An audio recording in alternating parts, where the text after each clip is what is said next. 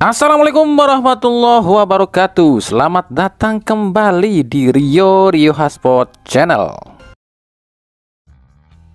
Miss Hilgers, pemain FC20 ini baru saja jalani proses naturalisasi, tapi belum juga resmi berkostum timnas Indonesia. Pemain bertinggi tubuh 185 cm ini udah bikin panas negara tetangga. Usai tiba di Indonesia, Hilgers memposting atau mengunggah postingan harga pasar dirinya yang mencapai 7 miliar euro atau setara 121,67 miliar rupiah. Harga ini bahkan melebihi harga seluruh pemain timnas Vietnam, timnas Thailand, timnas Malaysia, dan seluruh timnas di ASEAN kecuali Indonesia. Di ASEAN sendiri, Indonesia ini jadi timnas dengan market value termahal, yakni 290 miliar. Itu belum termasuk Miss Hilgers dan Eliano Redner loh ya. Jelas ini memancing emosi tim-tim tetangga, terutama Malaysia dan Vietnam. Banyak akun-akun media Malaysia tiba-tiba memposting hal-hal yang aneh. Salah satunya ada yang tiba-tiba memposting memuji Vietnam dan mengatakan Vietnam lebih bagus di ASEAN ketimbang Indonesia dan Vietnam lebih layak ada di round 3 daripada Indonesia. Itu kata dia lo ya, itu kata fansnya lo ya. Lalu bagaimana dengan federasinya? Federasi Malaysia ini seperti kebakaran jenggot nih usai dinyinyirin oleh fansnya sendiri.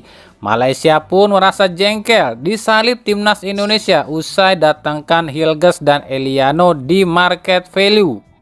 Maka kabarnya Malaysia ini akan mengambil pemain-pemain Eropa, salah satunya Kapten Burnley, Josh Bromwell, yang harganya sekitar 15 miliar euro atau 260 miliar. Begitu juga dengan Filipina yang kabarnya akan langsung nih menaturalisasi 8 pemain asing sekaligus. Jadi jika di total 8 pemain asing Filipina yang baru ini harganya sekitar 380 miliar. Tapi ya sudahlah ya, biarkan saja para tetangga kita ini kebakaran jenggot. Cuma yang pasti gini nih buat kami nih, Miss Hilgers saat ini kan jadi pemain termahal di timnas saat ini nih. Kalau jadi di naturalisasi lu ya, pertanyaannya apakah nantinya Hilgers ini akan terima kalau dituduhkan di bangku cadangan atau meminta jadi pemain inti di timnas? Sebab harganya kan mahal. Oke, sekalian ini juga kami akan jawab pertanyaan kemarin salah satu yang komentar yang meminta kami menyebutkan 11 pemain line up terbaik versi kami di timnas Indonesia. Oke, kami akan coba buatkan 11 pemain line up versi kami di timnas Indonesia. Dengan catatan lo ya, ini kami disclaimer dulu ya, bukan berarti pemain-pemain yang nggak kami pilih itu jelek lo ya. Kami kan cuma memilih 11 dan itu versi kami. Dan juga ini ya kami ambil dari pemain-pemain keturunan aja. Kenapa kami ambil dari pemain keturunan? Bukan berarti pemain lokal kita buruk loh ya. Cuman kan ini yang diminta 11 pemain versi kami yang pemain keturunan ya. Oke, di sini kami akan coba memakai formasi yang dipakai Sintayong, yakni 3-4-3. Di bawah Mistar kami memakai Martin Paes ya. Trio center back kami memilih Miss Hilgers, Jordi Amat, dan Jai Ijes. Wingback kiri dan kanan kami memakai Calvin Verdong dan Sandy Walsh. Duet jangkar kami memilih Tom Haye dan Nathan Choaon. Sayap kiri dan kanan kami mungkin lebih memilih Ragnar Oratmangun dan juga Jairo Ridwell ya kalau dia jadi ke timnas Indonesia ya. Sementara ujung tombak kami memilih Sydney Van Hooijdonk dengan catatan kembali kami katakan seandainya saja Sydney Van Hooijdonk dan Jairo Ridwell ini dinaturalisasi. Tapi kalau tidak, posisi Jairo Ridwell kami menempatkan Eliano Redner dan posisi Hooijdonk kami menempatkan Mauro Zylstra. Nah, itu versi kami lo ya. Lalu juga ini ada yang komentar dan meminta kami membuatkan 11 pemain terbaik versi kami kalau timnas itu diisi pemain asing yang main di Liga 1 musim ini. Pemain asing yang main di Liga 1 musim ini ya. Oke deh, kita akan coba buatkan pemain asing yang bermain di Liga 1 musim ini andai bermain untuk timnas ya. Ini cuma ya sekedar hiburan aja deh. Di bawah Mister atau kiper, kemungkinan kami akan memilih Igor Rodriguez dari Persita Tangerang. Trio center back kami akan memakai Nick Kuipers dari Persib, Yuran Fernandes dari PSM Makassar, dan juga Risto Mitrevski dari Dewa United. 4 di tengah, ini nggak pakai wingback-wingback kan ya, kami 4 di tengah deh. 4 di tengah itu kami memilih Alexis Mesidoro dari Dewa United, Mohamed Rashid dari Persebaya, Kei Hirose dari Borneo FC, dan Ze Valente dari Persik Kediri. Sementara 3 di depan kami memilih Bruno Moreira dari Persebaya ya, serta duet roda Siro dan Da Silva dari Persib Bandung. Nah itu 11 pemain versi kami di Timnas Indonesia kalau pakai pemain asing Liga 1 musim ini loh ya. Anggap aja ini hiburan.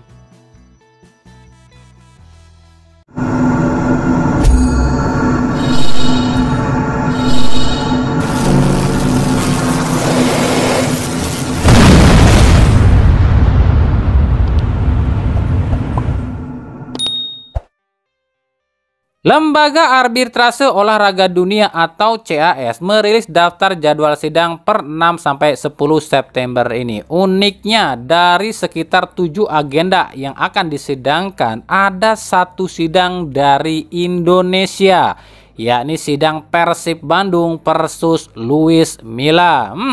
Ada apa ya?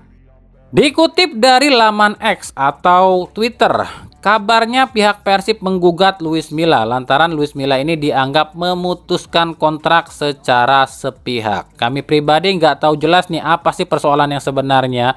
Tapi kalau kita lihat ya, alasannya itu Luis Milla kemarin keluar dari Persib kan bilangnya cuma urusan keluarga dan akan kembali ke Persib kalau urusannya udah kelar. Ya mungkin loh ya, mungkin ini kali persoalannya. Soalnya kami pun udah nanya nih sama pihak Persib, tapi jawabannya tetap sama, yakni kontrak breaking alias pemutusan kontrak secara sepihak. Itu aja sih jawaban dari pihak manajemen Persib.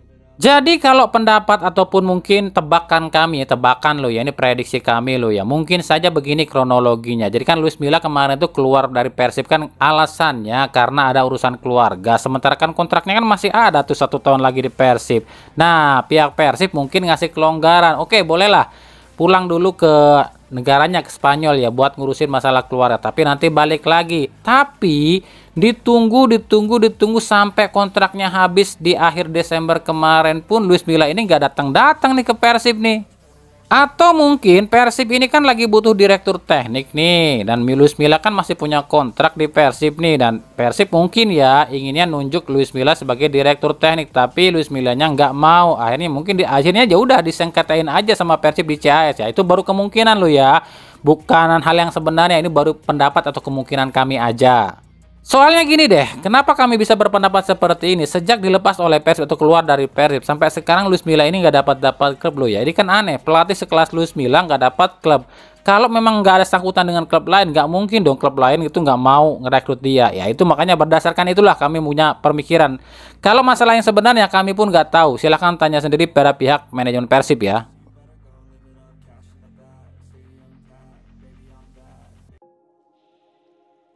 Lanjut, ini juga banyak banget yang nanya nih, Bang, emang bener Bang, jadwal Persib lawan Persija itu diubah atau diundur? Hah? Masa sih? Saya kok nggak tahu, perasaan enggak deh. Sekarang kita cek sama-sama aja ya. Nah, ini daftar atau draft awal dari LIB kemarin sebelum Liga digelar. Sekarang kita lihat nih, di sini tuh tertulis nih, Persib lawan Persija itu 23 September, yang artinya hari Senin. Nah, sekarang kita lihat di situs PT LIB terbaru nih. Di situs PT LIB pun sama nih, 23 September. Jadi nggak ada perubahan loh ya. Yang mungkin jadi pertanyaan itu bukan masalah tanggal 23-nya kali ya, tapi kenapa laga Super Big Match itu digelar di hari kerja, yakni hari Senin, bukan hari libur atau hari Sabtu dan Minggu. Nah itu kan yang harus jadi pertanyaan. Kalau soal itu, menurut PT LIB, ini tuh udah didiskusikan atau ini hasil keputusan bersama dan hasil hitung-hitungan antara PSSI dengan LIB. Jadi gini kan, dulu atau kemarin itu kan, Erick Thohir tuh meminta sama PT LIB agar jadwal Liga 1 3 tahun ke depan itu harus sudah dibuatkan. Nah, LIB bikin dong jadwal 3 tahun ke depan. Nah, habis itu jadwal ini diserahkan pada Erick Thohir, diperiksalah sama Erick Thohir. Yang jadi pemeriksaan utama Erick Thohir adalah apakah ada jadwal Liga 1 yang bentrok dengan jadwal Timnas. Nah, apakah ada jadwal Liga 1 yang bentrok dengan jadwal Liga Asia atau AFC? Di situ dicoba diteliti satu-satu nih sama Erick Thohir dan anak buahnya. Ditemukanlah Persib lawan Persija itu awalnya akan digelar tanggal 21 September. Ingat, hari Sabtu loh tadinya itu. Tapi Erick Thohir ini berpikir nih, kalau 21 September digelar, yakni hari Sabtu, sementara Persib tanggal 19 main di AFC, nah ini kan akan menyulitkan Persib nantinya. Akhirnya dirubahlah dari 21 September ke 23 September dengan alasan agar tim Persib ini memiliki banyak waktu istirahat setelah bermain di AFC. Kalau gitu Persib diuntungin dong sama PSSI, atau Persib ini anak emasnya PSSI, sampai jadwal aja diubah-ubah begitu terus supaya Persib ini punya waktu istirahat yang lama. Bukan masalah itunya. PSSI itu mikirnya bukan masalah itunya, tapi mikirin nama besar Indonesianya. Kenapa demikian? Persib dan Madura United itu saat ini adalah satu-satunya atau dua tim satu-satunya ya yang mewakili Indonesia di AFC. Ranking liga itu kan tergantung dari Persib dan Madura loh ya. Kalau Persib dan Madura ini bisa berprestasi di AFC, otomatis ranking liga naik, PSSI pun yang dapat nama. Itu yang dipikir, bukan masalah Persibnya. Tapi buat kami bagus sih. Kenapa bagus? Jadi nggak kayak musim-musim kemarin. Contoh nih, musim kemarin nih PSM main di AFCL 2, tapi di liga bentrok nih. Akhirnya jadwal di liga ditunda gara-gara PSM main di ACL. Nah, itulah yang nggak mau Erick Thohir ini terjadi di musim ini.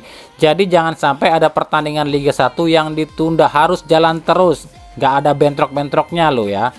Jadi udah jelas ya, Persib lawan Persija itu nggak diubah sama sekali. Tetap tanggal 23 September alias hari Senin. Cuma kalau jamnya ini mungkin masih bisa berubah-ubah ya. Sebab awalnya jam 7 malam, terus dirubah sekarang ke jam setengah 4 sore. Nanti nggak tahu dia berubah lagi jam berapa. Kalau waktu jam kick off itu wajar ya bisa berubah-ubah karena memang melihat situasi dan kondisi. Contohnya gini deh, PSM lawan Persib nih, awalnya kan digelar jam berapa nih? Jam 7 malamnya. Kenapa tiba-tiba diubah main sore? Karena ada pertimbangan, ada kesepakatan dari kedua belah pihak. Mungkin pihak PSM-nya mintanya jadi main sore, atau pihak Persibnya minta main sore, dan sebab ada hal-hal lain ya. Tapi menurut PT LIB, kenapa jam kick off-nya PSM lawan Persib ini dimajukan? Karena emang permintaan dari kedua belah pihak. Persib pun agar bisa segera istirahat usai lawan PSM dan kembali lagi ke Bandung. Nah itulah katanya ya.